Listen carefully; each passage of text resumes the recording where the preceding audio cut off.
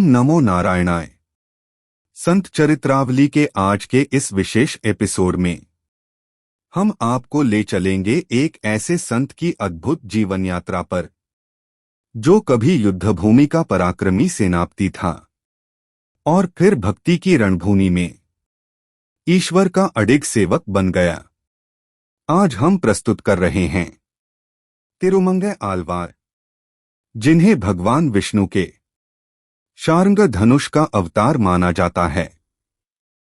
एक योद्धा से दस्यु और दस्यु से महाभक्त बनने की यह कथा कुमुदवल्ली के प्रेम, श्रीहरि की करुणा और अष्टाक्षरी मंत्र की शक्ति से बुनी हुई है।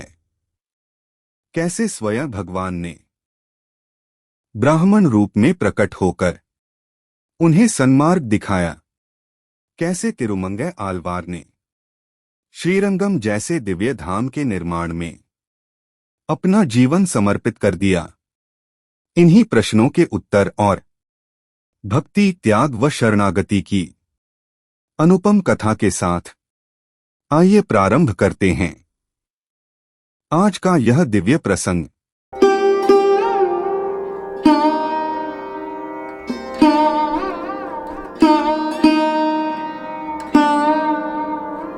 नमस्कार। आज हमारे पास जो स्रोत है वो हमें एक ऐसे इंसान की कहानी सुनाता है जिसकी जिंदगी मतलब किसी फिल्म की स्क्रिप्ट लगती है। हम बात कर रहे हैं तिरुमंगई आलवार की।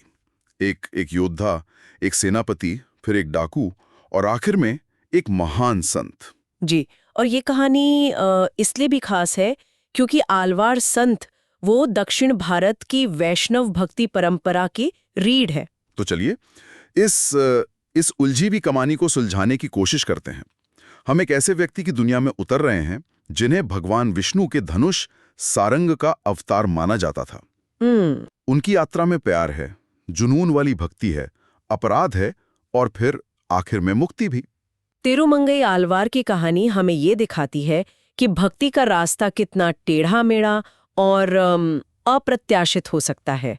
स्रोत के हिसाब से हम बात करें लगभग 6वीं शताब्दी के चोल साम्राज्य की। तो आज हम इन स्रोतों के जरिए तिरुमंगई आलवार के जीवन की इस अविश्वसनीय यात्रा को समझेंगे। कैसे एक सेनापति पहले भक्त बना, फिर भक्त से डाकू, और फिर कैसे एक डाकू की मुलाकात सीधे भगवान से हुई। तो कहानी शुरू होती है चोल देश से। कलयुग के 398वें साल में तिरुमंगै आलवार का जन्म हुआ था, पर तब उनका नाम था नील। हाँ, नील वो चोल राजा की सेना में एक बहुत बहादुर और माने हुए सेनापति थे, अपनी मर्जी के मालिक, एक योद्धा जी। और यही कहानी में पहला मोड़ आता है। नील को कुमुदवल्ली नाम की एक लड़की से प्यार हो गया। कुमुदवल्ली जो भगवान हरि की बहुत बड़ी भक्त थी। बिल्कुल। और उन्होंने नील के सामने एक शर्त रख दी कि वो किसी ऐसे इंसान से शादी नहीं करेंगी जो श्री वैष्णव ना हो। ये सुनने में एक सीधी सी शर्त लगती है, लेकिन उस जमाने में खासकर एक सेनापति के लिए ये बहुत बड़ी बात थी। अपना पंथ बदलना सिर्फ एक निजी फैसला नहीं था, इसका असर आपके सामाजिक रुतबे पर भी पड़ता था। बिल्कुल। पर नील तो प्यार में थे। उन्होंने फौरन वैष्णव मत की दीक्षा ले ली। लेकिन कुमुदवल्ली के लिए ये काफी नहीं था, भी कहीं ज्यादा मुश्किल थी। उसने कहा, तुम्हें 1 साल तक हर रोज 1008 वैष्णव भक्तों को खाना खिलाना होगा। सोचिए जरा, 1008 लोग रोज पूरे 1 साल तक। हाँ, ये सिर्फ भक्ति की परीक्षा नहीं थी, ये उनके सब्र, उनके संसाधनों और उनके समर्पण का इम्तिहान था। कुमुदवल्ली असल में ये देख रही थी कि नील सिर्फ शादी के लिए ये सब कर रहे हैं या उनके अंदर सच में सेवा की भावना जाग रही है। तो प्रेम यहाँ एक कैटलिस्ट का काम कर रहा था। बिल्कुल, जो उन्हें आध्यात्मिक रास्ते पर धकेल रहा था। और नील ने ये शर्त भी मान ली। एक सेनापति जिसने शायद कभी रसोई में कदम नहीं रखा होगा, अब हर रोज हजारों भक्तों की सेवा में लग गया। ये उनके जीवन का पहला बड़ा बदलाव था। जी। तो फिर 1 साल बाद शादी तो हो गई होगी। हाँ, शादी हो गई। स्रोत बताते हैं कि नील और कुमुदवल्ली का विवाह हुआ और कुछ समय तक सब ठीक चला, लेकिन जाहिर सी बात है, इतना बड़ा सेवा कार्य चलाने में पैसा खत्म हो गया होगा। उनकी सारी दौलत, सारी संपत्ति खत्म हो गई। वो कंगाल हो गए। यहाँ तक कि वो राजा को जो टैक्स देना होता था वो भी नहीं चुका पाए, और नतीजा राजा ने उन्हें जेल में डाल दिया। एक हीरो जैसे सेनापति का ये हश्र हुआ, प्रेम और भक्ति की राह उन्हें जेल तक ले आई। और जेल में ही उनके साथ एक चमत्कार हुआ। स्रोत के मुताबिक एक रात भगवान विष्णु खुद उनके सपने में आए अच्छा। और उन्हें बताया कि कांचीपुरम में वेगवती नदी के नीचे एक खजाना गड़ा हुआ है। भगवान ने कहा, जाओ उस धन को निकालो और राजा का कर्ज चुकाकर आजाद हो जाओ। अरे वाह, मतलब भगवान ने सीधी सीधी मदद की। जी। नील ने वैसा ही किया, खजाना निकाला, राजा का कर्ज चुकाया और जेल से बाहर आ गए। अब तो उनके पास फिर से पैसा था, वो चाहते तो एक सामान्य जीवन जी सकते थे, लेकिन उन्होंने जो रास्ता चुना वो किसी ने सोचा भी नहीं होगा। यहीं पर कहानी एक बहुत ही अजीब और विवादास्पद मोड़ लेती है। अपनी सेवा जारी रखने के लिए पैसा कहाँ से लाएं? तो नील ने दस्यु वृत्ति यानी डकैती, हाँ, डकैती का रास्ता अपना लिया। एक मिनट, भगवान ने उन्हें खजाना दिया ताकि वो आजाद हो सके, और उन्होंने उस आजादी का इस्तेमाल डाकू बनने के लिए किया। ये बात कुछ हजम नहीं हुई। यही तो इस कहानी की सबसे उलझी हुई बात है। उनका मकसद निजी फायदा नहीं था। स्रोत साफ साफ कहता है कि वो सिर्फ अमीर और भ्रष्ट लोगों को लूटते थे। अच्छा। और उस सारे पैसे का इस्तेमाल भक्तों की सेवा और ईश्वर के काम में करते थे। तो वो एक तरह के रॉबिनहुड बन गए थे। आप कह सकती हैं, लेकिन उनका मकसद सामाजिक न्याय से ज्यादा आध्यात्मिक था। लेकिन क्या हम इसे वाकई एक उच्च उद्देश्य कह सकते हैं? जिन लोगों को लूटा जा रहा था उनके लिए तो ये एक हिंसक अपराध ही था। स्रोत इसे सही या गलत के पैमाने से नहीं देखता। वो इसे नील की भक्ति की तीव्रता के रूप में देखता है। वो अपने वचन को पूरा करने के लिए किसी भी हद तक जाने को तैयार थे, चाहे वो सामाजिक नियमों को तोड़ना ही क्यों ना हो। ये हमें भक्ति की एक बहुत ही असहज परिभाषा पर सोचने के लिए मजबूर करता है। और यही रास्ता उन्हें उनके जीवन की सबसे बड़ी घटना तक ले गया। जी। एक दिन भगवान हरि और देवी लक्ष्मी ने सोचा कि अब नील को इस रास्ते से निकालने का समय आ गया है। तो उन्होंने एक अमीर नवविवाहित ब्राह्मण जोड़े का रूप बनाया, खूब सारे गहने पहनकर। हाँ, और जानबूझकर नील के रास्ते से गुजरने लगे। एक बिल्कुल सही निशाना। एक डाकू के लिए इससे अच्छा शिकार और क्या हो सकता था? जाहिर नील और उनके साथियों ने उन्हें घेर लिया और सारा सामान लूट लिया। लेकिन जब नील ने उस ब्राह्मण की उंगली से सोने की अंगूठी निकालने की कोशिश की, जो असल में भगवान थे, तो वो निकली नहीं। और यहाँ स्रोत एक बहुत ही हैरान करने वाला ब्यौरा देता है। क्या? जब अंगूठी हाथ से नहीं निकली तो नील ने उसे अपने दांतों से खींचकर निकाला। दांतों से? ये तो हद ही हो गई। ये उनकी हताशा से ज्यादा उनके कुछ भी कर गुजरने वाले स्वभाव को दिखाता है। वही स्वभाव जिसने उन्हें एक महान सेनापति बनाया था, और वही स्वभाव जो अब उन्हें एक कट्टर डाकू बना चुका था। खैर, अंगूठी तो निकल गई, लेकिन जब नील ने गहनों की पेटिका उठाने की कोशिश की तो वो उसे 1 इंच भी हिला नहीं पाए। उन्हें लगा कि इस ब्राह्मण ने कोई जादू टोना कर दिया है। जी, उन्हें बहुत गुस्सा आया। और उन्होंने तलवार निकालकर धमकी दी, मुझे वो मंत्र बताओ जिससे तुमने इसे भारी किया है, वरना मैं तुम्हें यहीं मार डालूंगा। और तब भगवान ने, जो ब्राह्मण के वेश में थे, मुस्कुराते हुए कहा, ठीक है, मैं तुम्हें मंत्र बताता हूँ, मेरे पास आओ। और फिर? और उन्होंने नील के कान में धीरे से ओम नमो नारायणाय का अष्टाक्षरी मंत्र फूंक दिया। मंत्र सुनते ही क्या हुआ? क्या पेटिका हल्की हो गई? पेटिका से कहीं ज्यादा कुछ हुआ। मंत्र सुनते ही नील के अंदर का अंधेरा छट गया। उन्हें ज्ञान का प्रकाश मिला। ओहो। और उसी पल भगवान ने अपना असली भव्य स्वरूप प्रकट किया। नील ने जैसे उन्हें देखा, वो उनके पैरों में गिर पड़े। एक डाकू जो अभी अभी उन्हें लूट रहा था, अब उनके चरणों में पड़ा रो रहा था। ये तो अविश्वसनीय है। मतलब भगवान ने उन्हें सजा नहीं दी, बल्कि उन्हें सीधे सीधे ज्ञान दे दिया। बिल्कुल। वो मंत्र पेटिका के भार को हल्का करने के लिए नहीं था, वो नील के जीवन और आत्मा के भार को हल्का करने के लिए था। एक डकैती की घटना उनके जीवन के सबसे बड़े आध्यात्मिक साक्षात्कार का कारण बनी। जी, ये दिखाता है कि ईश्वर की कृपा किसी भी क्षण किसी भी रूप में आ सकती है। इस घटना के बाद नील पूरी तरह बदल गए।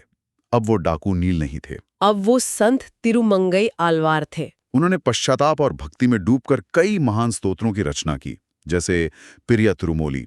स्त्रोत में उनके शब्द लिखे हैं। उन्होंने कहा, मुझसे बहुत भयानक अपराध हुए, मैंने तो स्वयं भगवान को भी लूट लिया। मैं कितना गिरा हुआ था, लेकिन भगवान के एक नाम ने मुझे बचा लिया। इसके बाद एक आकाशवाणी हुई जिसने उन्हें श्रीरंगम जाकर वहां के प्रसिद्ध मंदिर के निर्माण कार्य को पूरा करने का आदेश दिया। तो उनका जीवन अब एक नए मिशन के लिए समर्पित था। जी, मंदिर निर्माण और भक्ति का प्रचार।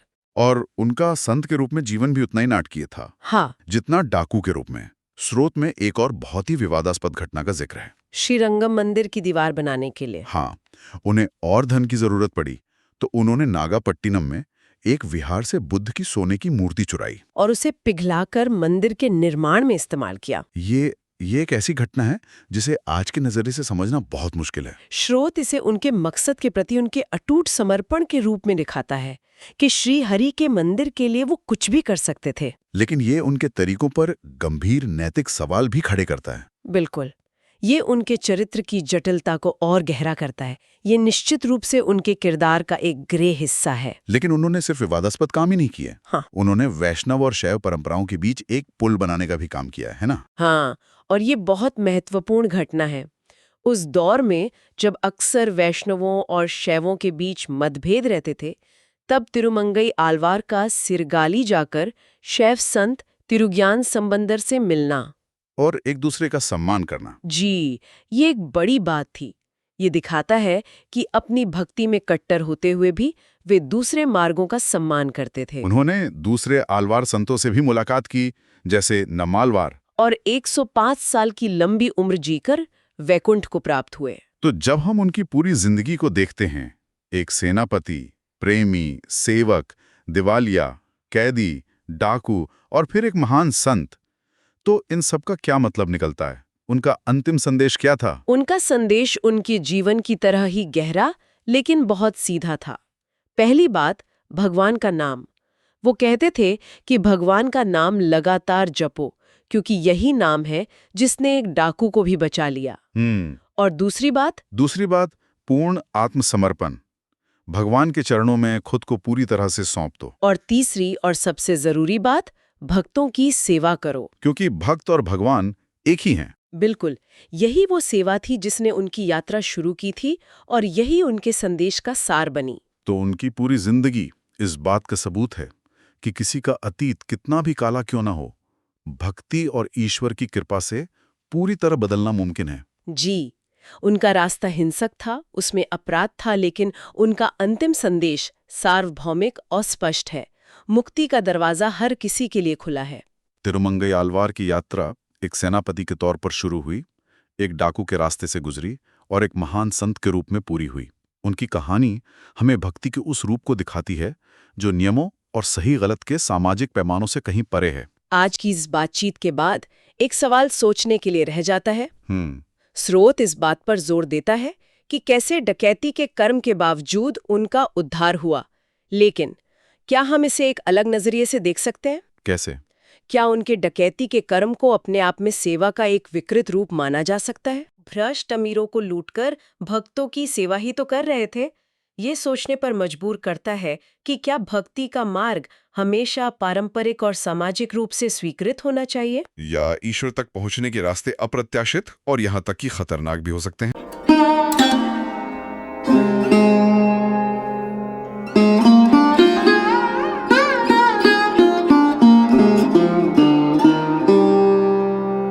तिरुमंगई आलवार का जीवन हमें यह सिखाता है कि ईश्वर की शरण में आने के लिए अतीत की कोई बाधा नहीं होती, सिर्फ सच्चा पश्चाताप और पूर्ण समर्पण चाहिए। जो कभी धन और शक्ति के लिए दस्यु बना, वही भगवान नारायण के नाम का अनन्य जपकर्ता बन गया। उनकी रचनाएं आज भी भक्तों के हृदय में भक्ति की लौ प्रज्वलित करती हैं। उनका संदेश स्पष्ट है, निरंतर नामस्मरण, भक्तों की निस्वार्थ सेवा और प्रभु के चरणों में पूर्ण शरणागति, यही जीवन की सर्वोच्च साधना है। इसी प्रेरणा के साथ हम इस एपिसोड को विराम देते हैं। संत चरित्रावली से जुड़े रहिए, जहां हर संत की कथा हमें अपने भीतर ईश्वर की ओर लौटने का मार्ग दिखाती है। ओम नमो नारायणाय।